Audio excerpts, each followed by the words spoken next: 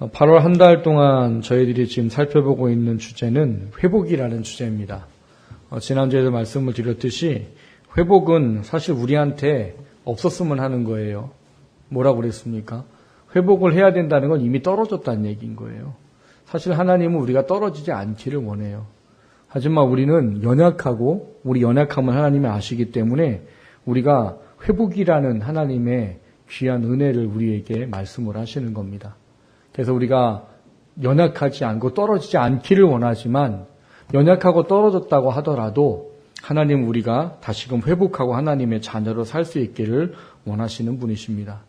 그래서 내가 지금 무엇이 약하고 무엇이 지금 떨어져 있는지 내가 하나님을 다시 한번 나를 좀 돌아보는 그런 한 달의 기간으로 삼고 있습니다.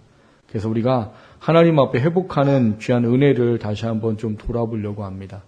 그래서 우리가 이 회복이라는 것을 통해서 연약해져 있다면 다시 강한 자리로 나아가고 부족한 곳에 있다면 하나님 주신 능력을 덧입고 하나님의 원하는 곳에 서 있고 하나님께서 원하는 신앙과 믿음으로 성숙하고 성장해질 수 있는 그런 회복의 그런 시간들이 될 수 있기를 주님의 이름으로 축원합니다.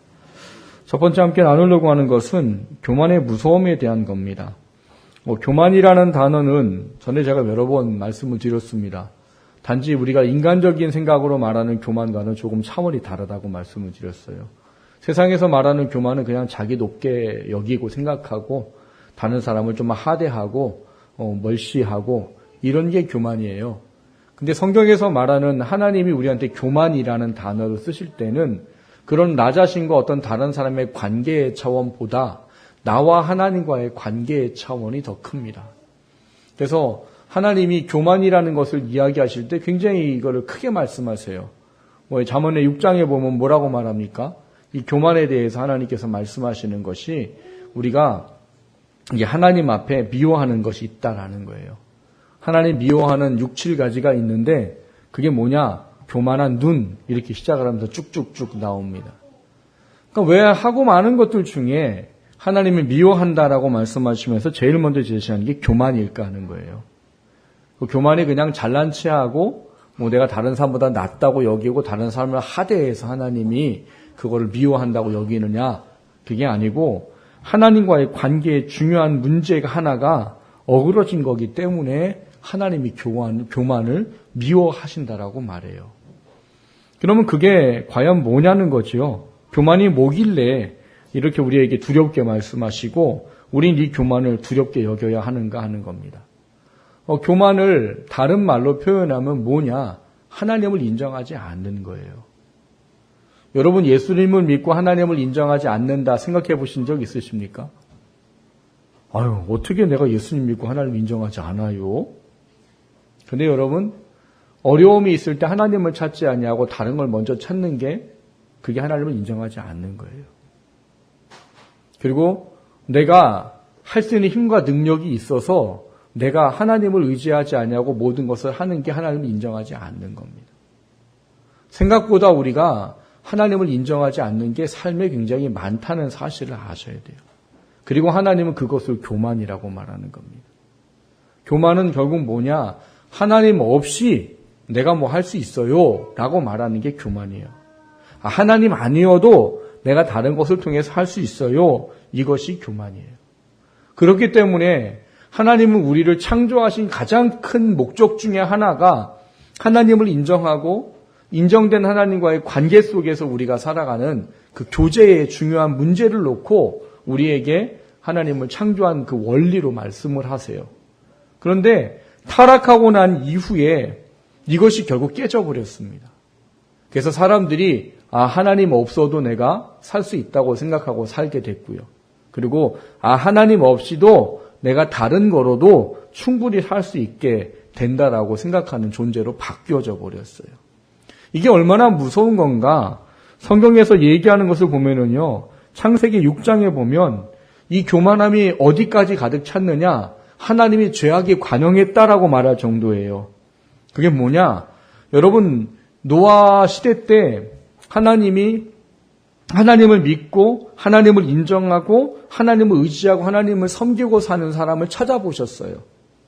그런데 하나님이 수많은 사람들이 살고 있는 이 지구에 하나님을 믿고 의지하고 하나님을 인정하는 사람을 단 한 사람밖에 못 찾으셨다고 말합니다. 그게 누구예요? 노아예요.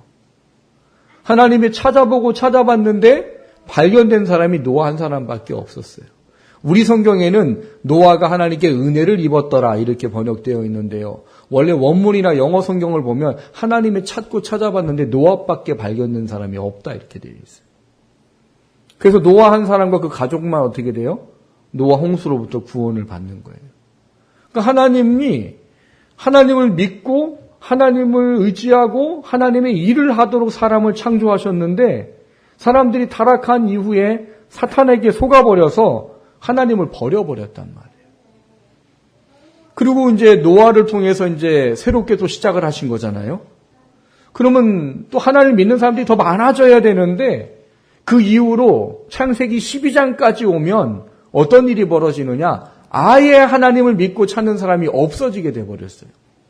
한 명도 하나님을 찾고 의지하는 사람이 없었어요. 성경에 보면은 그런 얘기가 없어요. 또 나중에 가서 그러지 마세요. 목사님 읽어봤는데 없던데요. 그런 얘기는 없어요. 근데 왜 제가 이렇게 말씀을 드리느냐? 여러분, 아무도 하나님을 몰랐고 하나님이 아브라함에게 찾아오셔서 하나님의 이름을 알려주시고 그때부터 다시 하나님을 믿는 사람들이 생기기 시작한 거예요. 그전에는 없었다는 얘기예요. 아브라함도 뭐 하는 사람이었어요? 우상을 만들어 팔던 일을 하던 사람이에요. 가업으로. 그러니까 아브라함도 하나님을 몰라요. 그래서 성경에 보면은 알지 못하는 신이 갈 바를 알지 못하고 가라 했을 때 노아가 갔다고 써 있어요. 그러니까 하나님을 믿는 사람이 한 명도 없었어요. 근데 하나님이 인류를 구원하고 하나님께서 원하시는 이 생명을 위해서 누구를 보내신 거예요? 아브라함을 찾고 그를 복음을 위해서 구별해서 보내신 거예요. 그러니까는 세상이 이 사탄에게 속아서 하나님이라는 존재를 인정하지 않는 삶을 살아가게 되어버린 겁니다. 교만이라는 것은 그런 거예요. 안 믿는 사람은 당연히 하나님을 인정하거나 그분을 찾거나 의지하거나 하지 않습니다. 그런데 문제는 안 믿는 사람만 그런 게 아니고 믿는 사람들 중에도 이 교만함이 사탄에게 속아서 우리 안에 자리 잡고 있는 것이 있다는 것을 알아야 되는 거죠. 그거를 오늘 가르쳐주기 위해서 기록된 것이 이 예레미야에게 말씀하신 13장의 이야기예요. 오늘 본문에는 이 예레미야에게 한 가지 중요한 일을 하도록 하나님께서 하십니다. 근데 그 일을 한 이유가 뭐냐? 이스라엘의 잘못된 교만을 깨닫도록 하기 위한 거예요.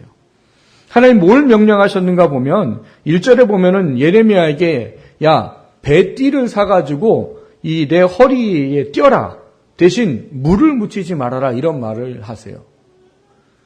배띠에다가 물을 묻히지 말라는 말을 왜 하는가 하는 문제인데 뭐 지금처럼 뭐 방부제라든지 뭐 약품들이 좋으면 지금 배옷 같은 거 물 묻는다고 썩어요? 잘 안 썩잖아요. 근데 그 시대는 그런 게 없어요. 이 배라는 것은 식물이기 때문에 물이 닿으면 잘 썩을 수밖에 없습니다. 근데 하나님 그걸 하지 말라는 거예요. 잘 고이고이 띠를 사가지고 물 묻히지 마. 그리고 그 허리에 띄어. 그리고 뭘 얘기하시는가 하면 유브라데라는 강에 가서 거기에 바위 틈에 그거를 넣어라. 근데 이게 엄청난 명령인 거예요, 여러분. 왜냐하면 이 예레미야가 살던 곳은 아나돗입니다. 아나돗은 예루살렘에서 북동쪽에 약간 위에 있는 가까운 지역에 있어요. 그 아나돗으로부터 명령받아서 간 유브라데는 590km 북동쪽 위에 있는 도시예요. 590km면 얼마나 돼요? 서울에서 부산까지가 몇 킬로예요? 420, 30 되죠? 근데 그거보다 더 먼 거리예요. 그 거리를 지금 뭐 차가 있느냐 그런 것도 아니잖아요. 근데 그 거기를 가라고 하니까 가서 그 산 띠를 거기다가 넣어두라는 거예요. 그리고 오라는 거죠. 그리고 와서 얼마 시간이 지난 다음에 하나님이 또 말씀을 하세요. 야, 다시 가. 가서 유브라데에 가가지고 너가 넣어두었던 걸 다시 꺼내갖고 와라. 그러니까 예레미야가 좀 이해할 수 없는 이야기지만 그대로 순종을 합니다. 그 순종을 해서 가서 봤더니 어떤 결과가 나타났대요?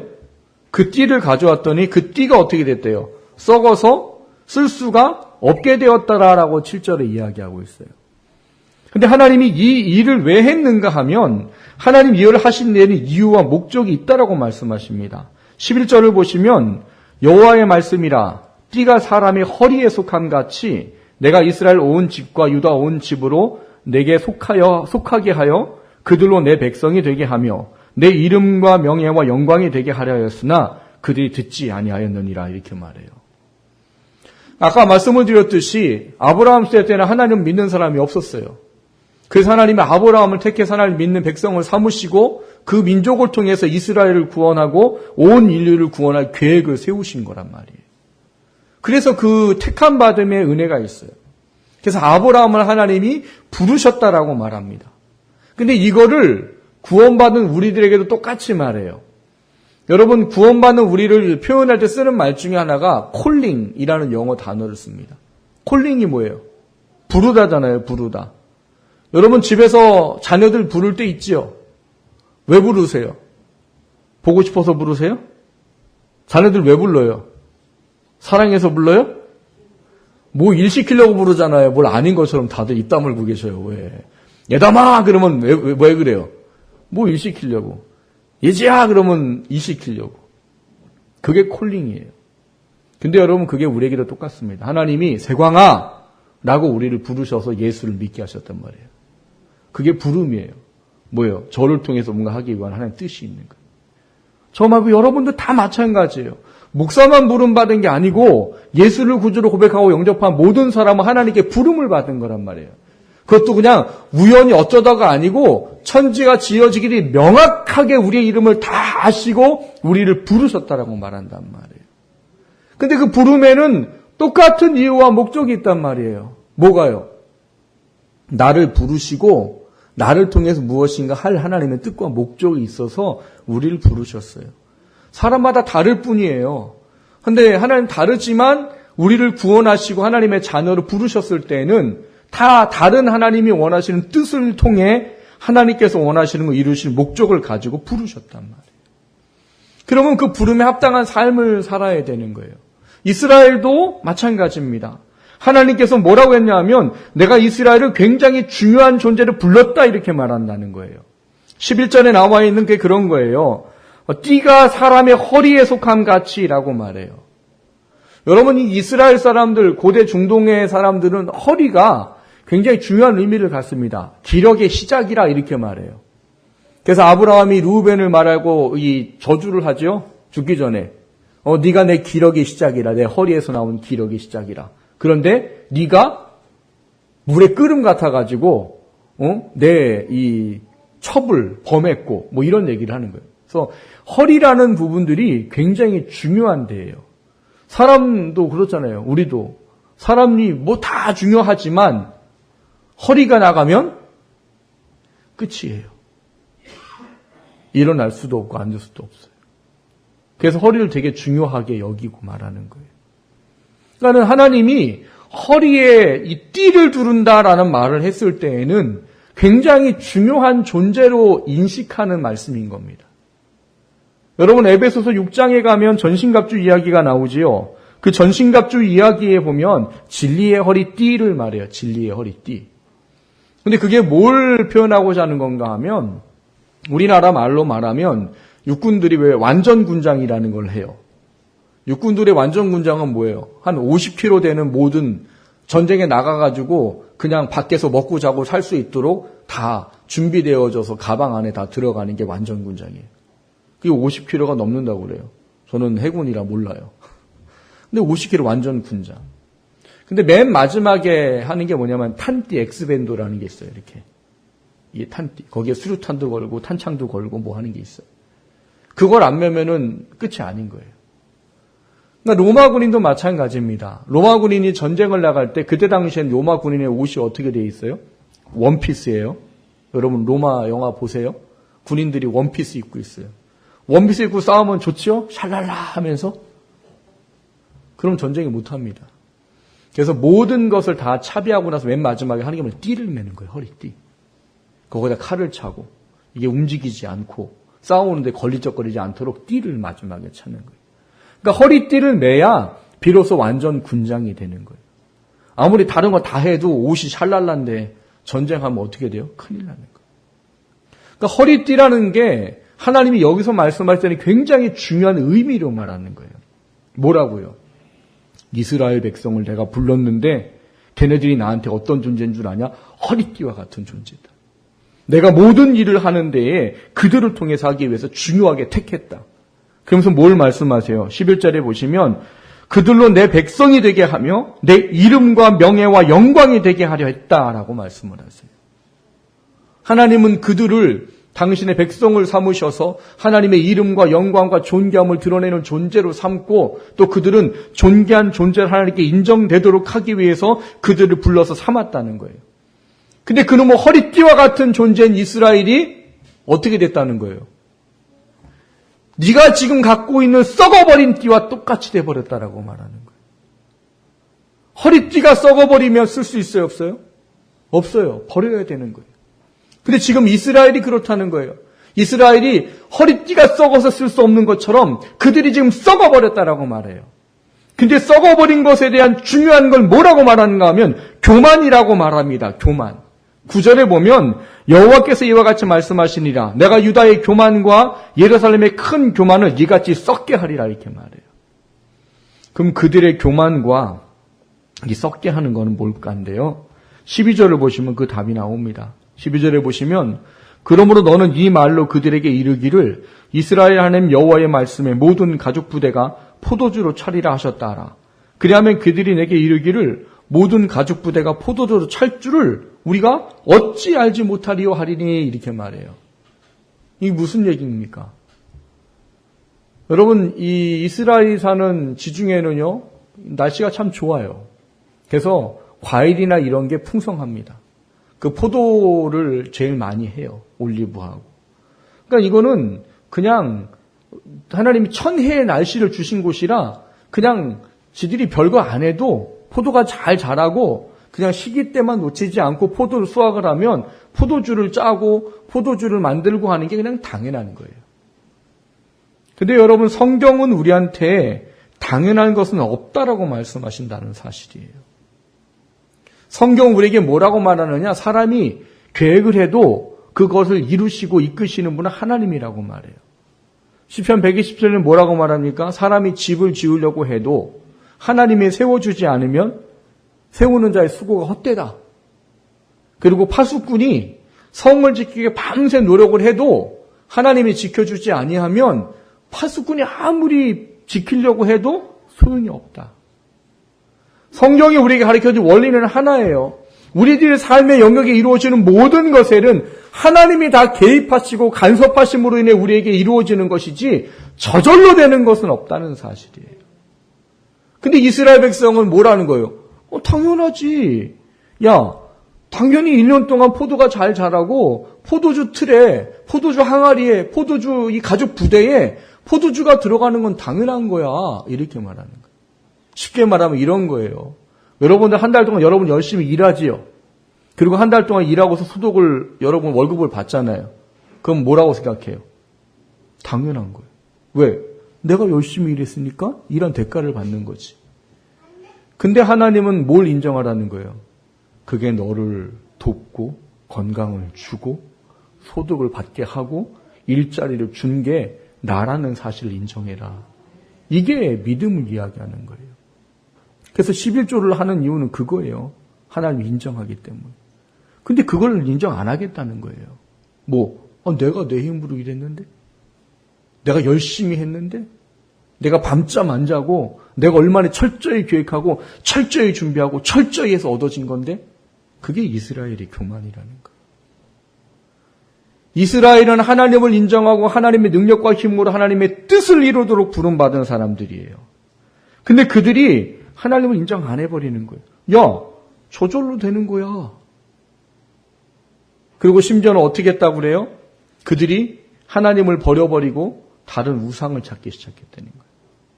그건 지난번에도 말씀을 드렸던 것과 똑같습니다.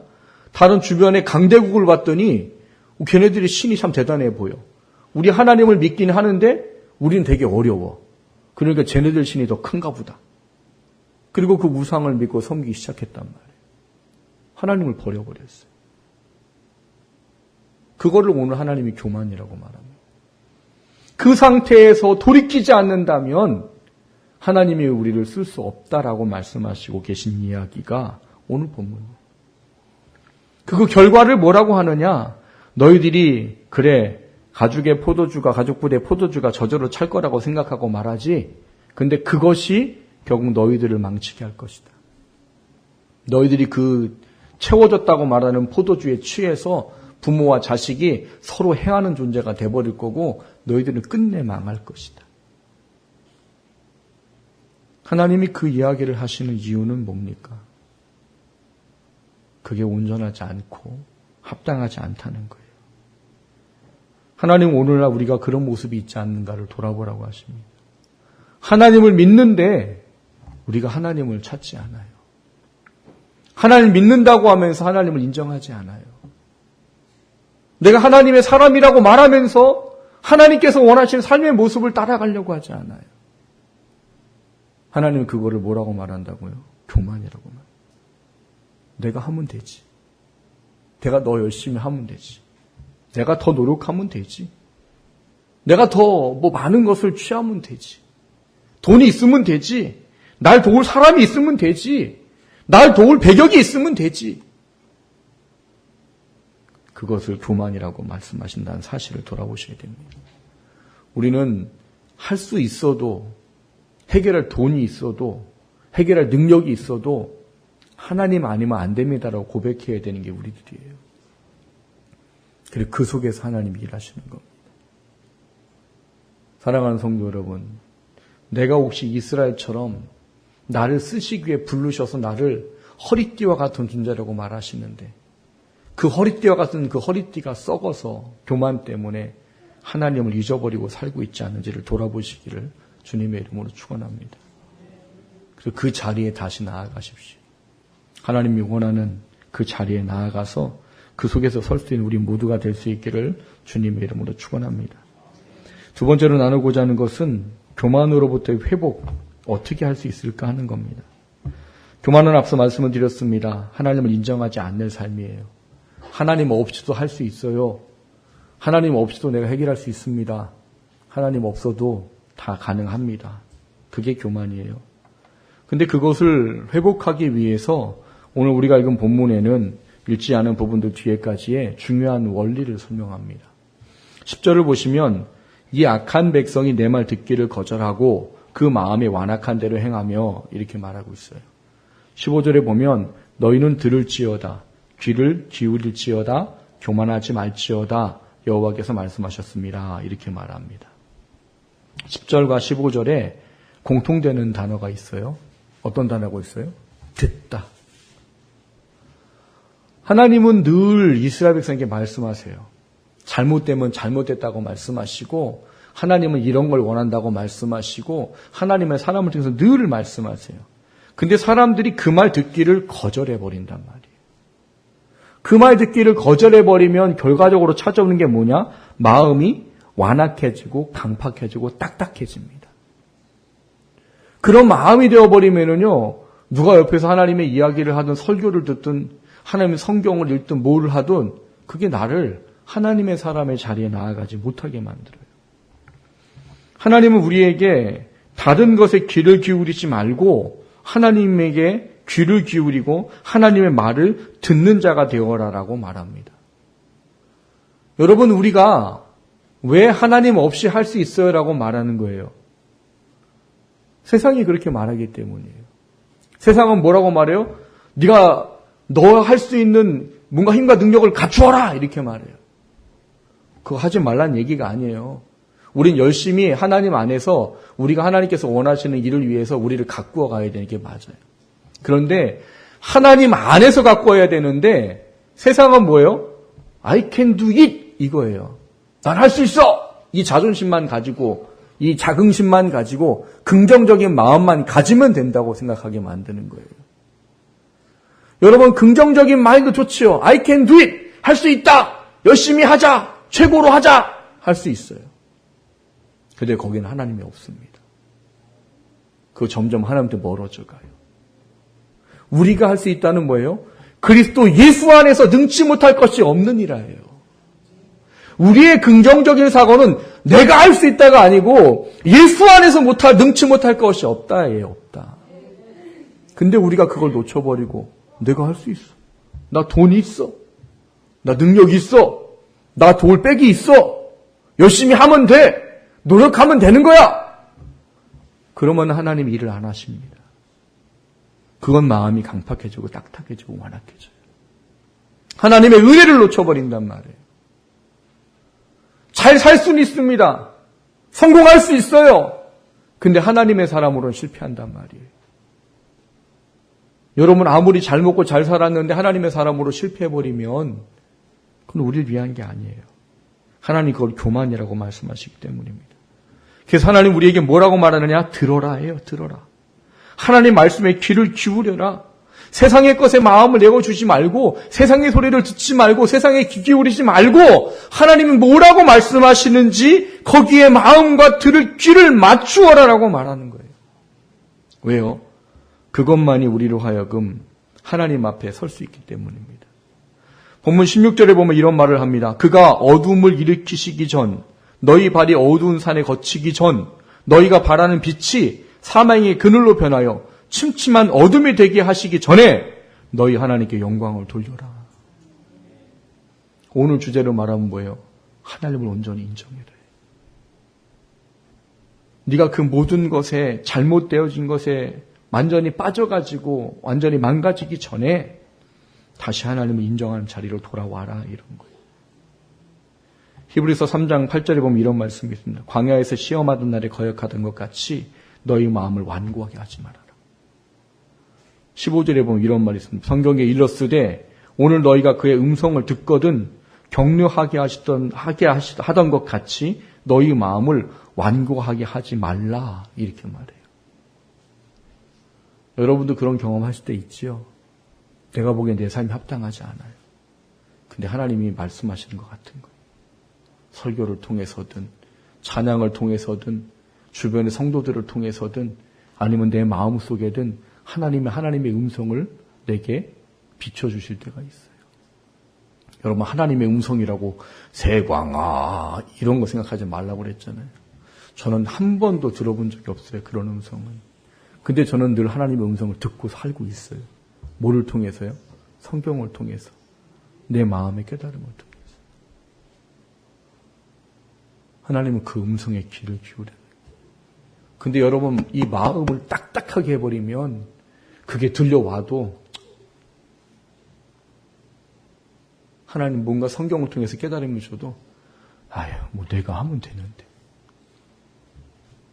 누군가 옆에서 하나님 의지해서 말하는데 날 도울 사람이 그게 마음을 완악하게 하고 강팍하게 만드는 거예요. 사랑하는 성도 여러분 귀를 여십시오. 세상의 귀를 닫으시고 하나님이 말씀하시는 것에 귀를 여셔야 돼요. 그거를 열게 될 때 하나님 우리를 통해서 놀라운 일을 하십니다. 하나님 우리에게 하나님의 온전한 은혜를 바라보라고 그래요. 하나님 우리에게 교만은 패망의 선봉이고 거만한 마음은 넘어짐의 앞잡이라고 말해요. 그리고 사탄은 늘 우리를 공격합니다. 세상의 귀를 기울이게 만든단 말이에요. 그 귀를 닫으시기를 주님의 이름으로 축복합니다. 그리고 하나님께서 말씀하셨을 때 들어라. 내 말을 들어라. 그리고 잘못됐다면 돌이키고 회복해라. 자존감이 낮아지라는 이야기가 아니에요. 나는 아무것도 할 수 없어. 이런 얘기를 하라는 게 아니에요. 하나님 아니면 안 됩니다. 하나님만이 할 수 있습니다. 이 믿음을 가지라는 거예요. 원하는 것은 우리의 마음을 다시 한번 점검해 보시길 바랍니다. 그리고 나는 지금 무엇을 의지하고 있고 나는 지금 무엇을 신뢰하고 있는지 내가 정말 하나님 의지하고 하나님 신뢰하고 있는지 하나님의 음성을 귀 기울여 들으려고 하고 있는지 그 음성이 내 마음을 부드럽게 해서 그 음성이 나를 치고 온전한 자리로 돌아올 수 있게 하시는지 그거를 돌아보고 회복할 수 있기를 주님의 이름으로 축원합니다. 교만하시면 안 돼요. 자기를 높이고 이런 얘기가 아니라고 했어요. 하나님을 인정하셔야 된다니. 그것을 위해 우리의 마음이 부드러워지고 하나님 부드러움 속에 설 수 있도록 주님과 늘 깊은 기도의 교제와 말씀의 교제 속에 들어갈 수 있게 되기를 주님의 이름으로 축원합니다.